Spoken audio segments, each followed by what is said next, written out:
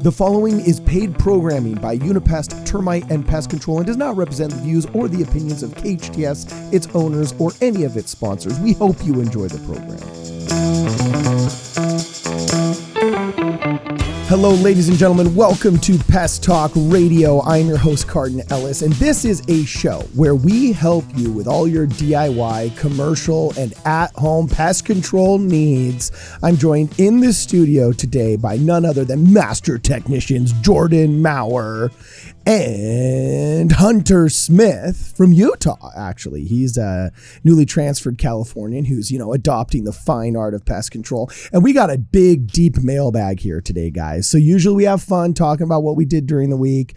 Usually we get a little bit of small talk, getting to know each other. But we got to dive right in to the pest control problems because it is warming up, baby. How has it been out there with you guys this week? Pretty nuts? It's been hot. It's been in the mid to high 80s, and it's really come out of nowhere. Yeah. It's been crazy. I pretty much broke a sweat the first time just yesterday. Actually. You broke a sweat for the first time. Great. Yeah. As your employer, I'm glad to hear that you finally broke a sweat, dog. You know what I'm saying? So anyway, let's actually just head straight here to the mailbag because, we only got like 22 minutes before our first commercial break here. So we got to dive right in because it is nuts. For anybody that's listening, once you get above 77-degree temperatures, especially here in Southern California where we film, like bugs just start going nuts. There's something about it. The entomologists and the scientists have figured out that above 55 degrees activity is potential, but above 77 degrees, man, activity is just probable, especially if that's nighttime temperatures. So boom, let's just dive right in, see what's going on. I see our office manager sent us a voicemail from a concerned customer in Saugus. What does it say about, mosquitoes? This one should be good. Let's see what's going on. Hit it. Hi, I'm just calling around to different pest control companies, seeing if anyone can help me with my mosquito issue I have going on at my house. I live in Saugus, and I just have so many mosquitoes, and they're just really just eating us alive over here. So I was wondering what your service entails, if you even offer this service. But yeah, I'm just looking for some mosquito relief.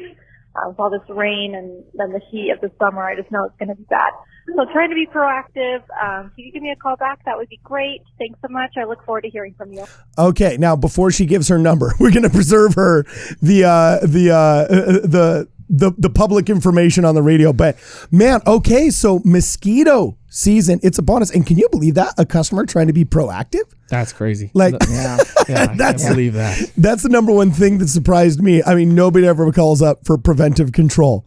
Everybody's always like freaking out when they're swarming with a million subterranean termites on their wall and they're convinced that it's the zombie apocalypse going on. All right, but so, dude, you're our mosquito guy. What do we do, my man? Mosquitoes, are they coming out now already? Oh, yeah. The heat's going crazy these days, and the mosquitoes are coming out with it. So what do? You're the guy we send out for mosquitoes, bro. Yeah. Tell us what's up. So we target 3 of the 4 stages of the metamorphosis. We target the egg, we target the pupa, and then we target the adult. Target them with what? Like napalm? Oh, all sorts of stuff. So, for listeners that don't know, it's just like a butterfly. They go from the egg, then they hatch, and the larva's eaten up stuff. Sorry, excuse me. I said pupa earlier. I meant the larva stage. And then they go into the pupa, and that's kind of the cocoon stage, and they hatch and come as an adult. With the egg, you can actually sterilize the egg with a certain chemical that we use. We kind of make these buckets. They'll breed in the buckets, and it'll actually sterilize the egg so that they never even hatch. So we just handle the problem before anything even comes above it. Yeah, Brittany, you are in good hands because let me tell you, I don't know if you guys feel the exact same way I do, but I feel like mosquitoes are one of the biggest growing problems in Southern California, especially Santa Clarita, Simi Valley, places where there's still a lot of building that goes on because people used to think we're a dry desert. We're not actually a dry desert. We're actually a chaparral community is what most of these suburbs are, is a type of you could call it desert, called chaparral. It means that water is not non-existent, but it's very rare. And when all of a sudden you have all of these houses who discharge into the wash basins, discharge into the riverbeds, discharge in these areas, you're starting to get no longer just dry riverbeds during the summer, but slow trickles year round. And this is creating a breeding ground. Moist ground is where many of these mosquitoes can actually grow. And so a lot of communities that traditionally have been, not perceive themselves as big breeders for mosquitoes. Usually when you think about mosquitoes, you think about like Florida, Louisiana, down in Alabama, down in the bayou. You know what I'm saying? Yeah. And you don't necessarily think about Southern California, but we're really starting to have to do mosquito control on a large scale, and everybody's noticing it. I mean, you go to your kid's soccer game, you're getting bit out in the soccer field, and it's a really sucky experience. Because nobody wants to wake up in the middle of the night because they got bit by a mosquito and then roll over and smack their spouse blaming them when in reality it was the mosquito, right? I'm sorry if you got smacked by your spouse, Hunter. But did I just out you on radio?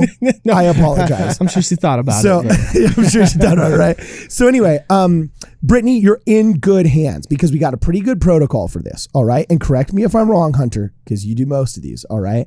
But what we do is we come out there with a very interesting type of fogger machine. Now, I know fogger is a scary word, but we actually input an organic pesticide called Ecovia.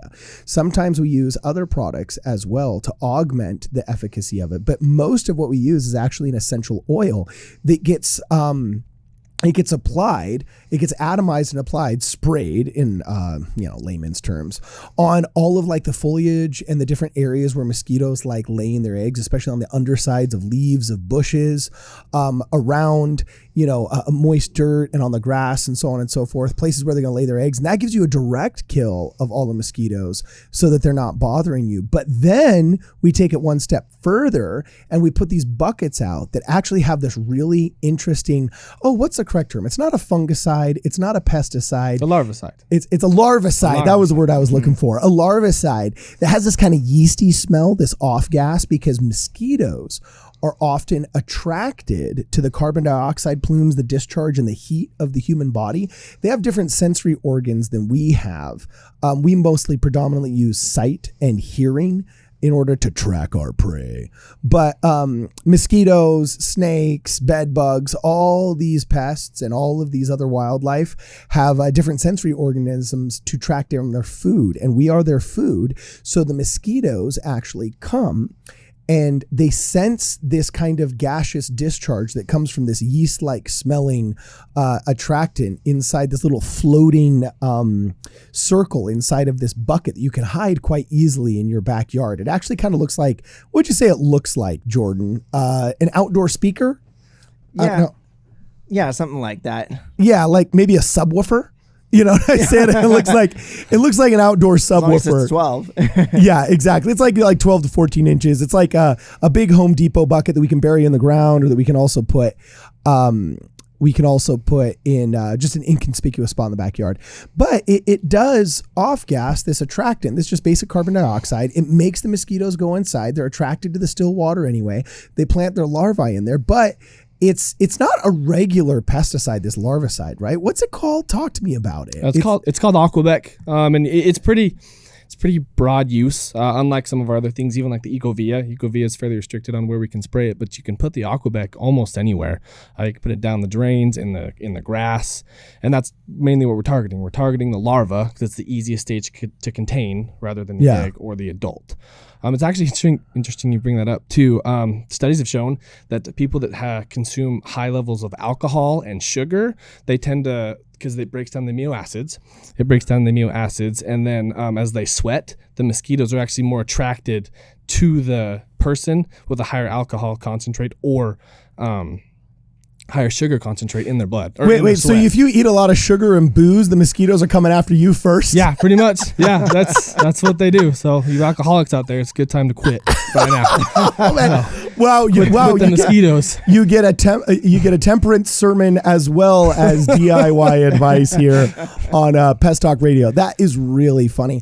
So what would you say of the spraying? Okay, so we got sprays. We got the larvicide in the buckets. Okay. And then we got some granules that we'll put out sometimes. So when their sprinklers go on, the moist ground is also covered as well.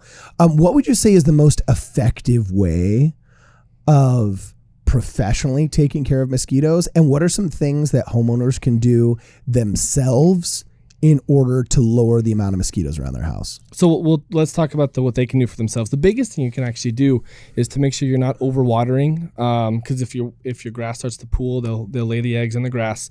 If you have like buckets or kids' toys, anything bigger than a thimble that can actually hold the water, mosquitoes will find their way to them and breed. So making sure everything's tipped upside down, there's no water pooling anywhere is the best DUI or do-it-yourself thing that you can do. The best DUI thing. Yeah, you still have that. Still have alcohol. You're still dunking on those guys who are sweating out the booze, right? You know? Yeah.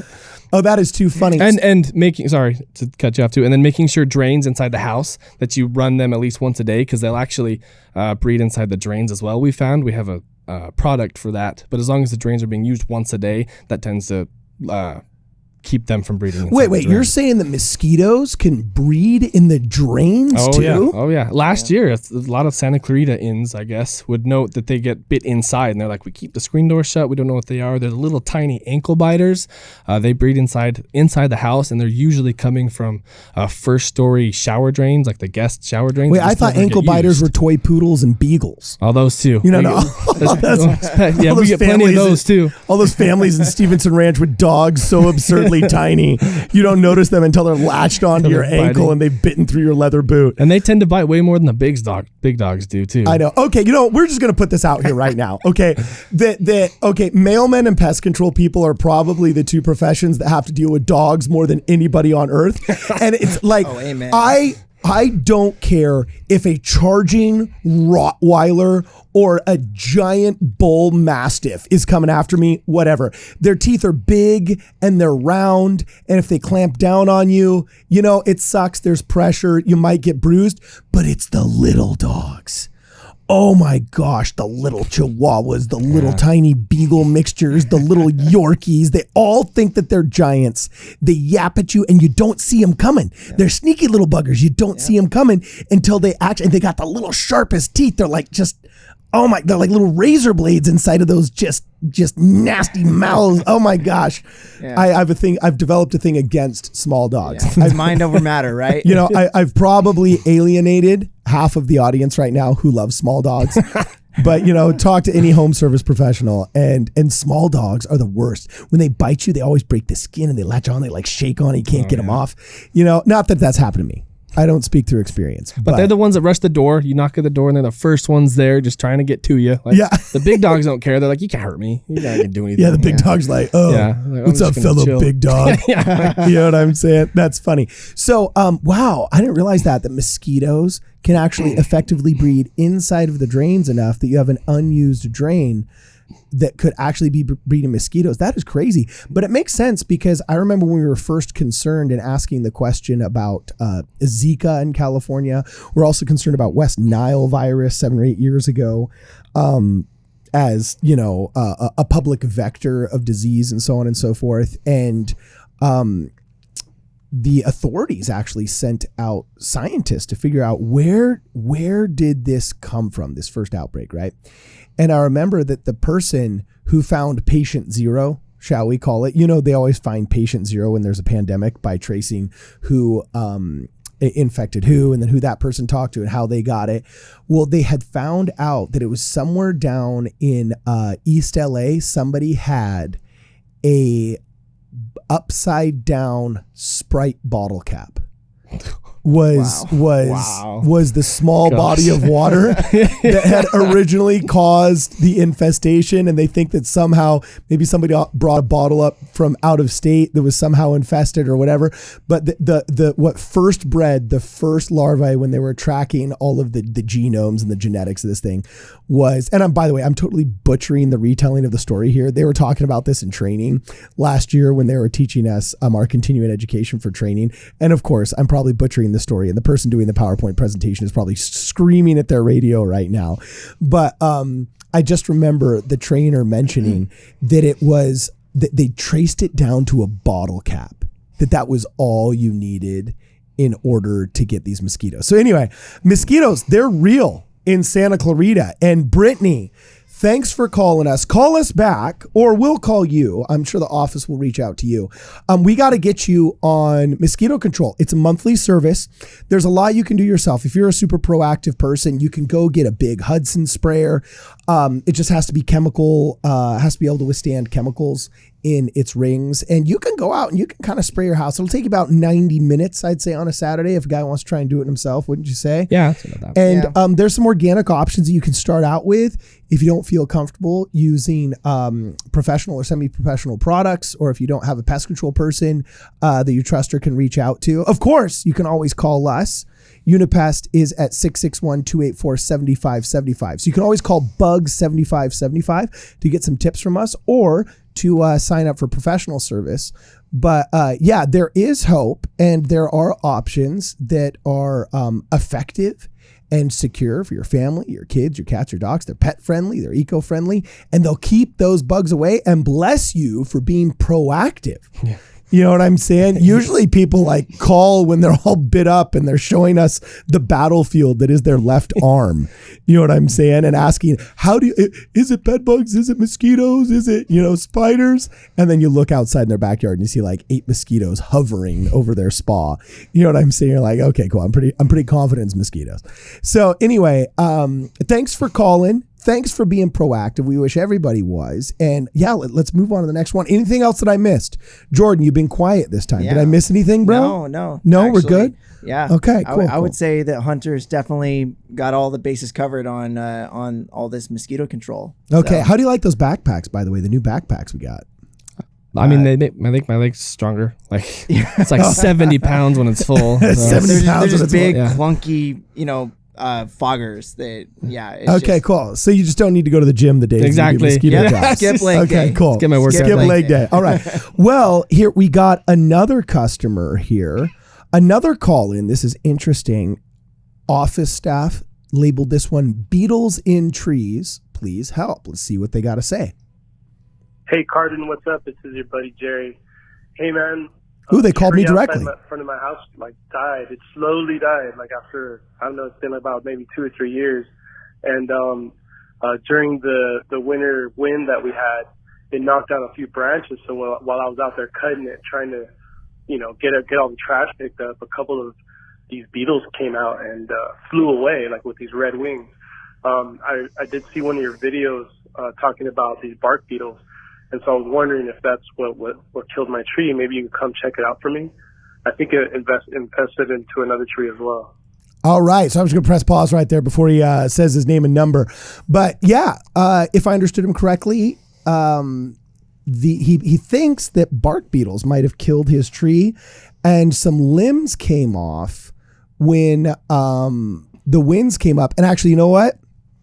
I remember this customer. I got sent out. This must be a voicemail from Wednesday from the mailbag, because I actually went out and I saw this customer, and it wasn't bark beetles, dude. Have you guys done bark beetle jobs yet? Not really. No. Not really? Okay. So we don't do too many of them here in Santa Clarita because we don't have as wide a breadth of species of trees that do really well here.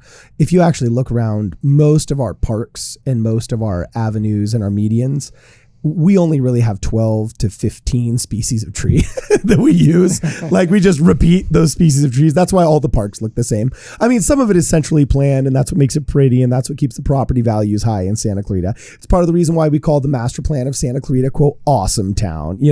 At the same time, we can't grow avocado trees here.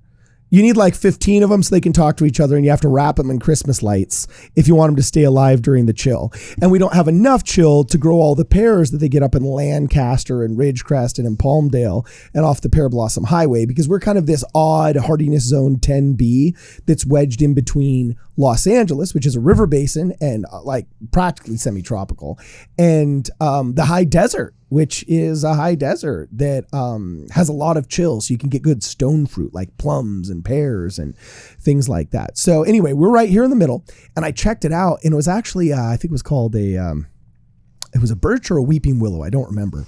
But I just remember looking up the lifespan of the tree, and they only last 30 to 50 years, even if they're watered correctly, and so on and so forth. So I actually think because his house was in Saugus in a tract that I know was built in like the mid 70s to mid 80s. So add 30 years to 1985. And what do you get? You get 2015. So this thing was already 30 or 40 years old. I think this was pretty much just dying of natural causes. And it was the windstorms that we had a couple of weeks ago that took off those limbs and just manifest the problem. Oftentimes these pest problems, especially like termite problems in a house, are manifest when there is seismic activity or some kind of other activity like high winds or, the pests become a secondary issue to a primary issue that the pest manifests, like getting cockroaches might be evidence of a moisture condition underneath your sink or something like that. So anyway, it looks like natural causes and just, age was killing the tree. And as it slowly died, there were insects in the tree. Some of them were kind of beetles that were just hanging out, but they weren't necessarily bark beetles. He actually had termites. He had termites in his tree eating eating the dead limb material. So was there frass or was it subterranean? No, there was subterranean termites don't really go after trees. I found because they only chew on dead wood, and it's hard to differentiate between the dead wood and the live wood. Some of the softest parts of the tree are actually the root system. Some of the healthiest parts of a tree often because it's obviously submerged in the ground. Mm-hmm. Whereas dry wood termites, especially in those cavities where old limbs come off and things like that, they kind of thrive.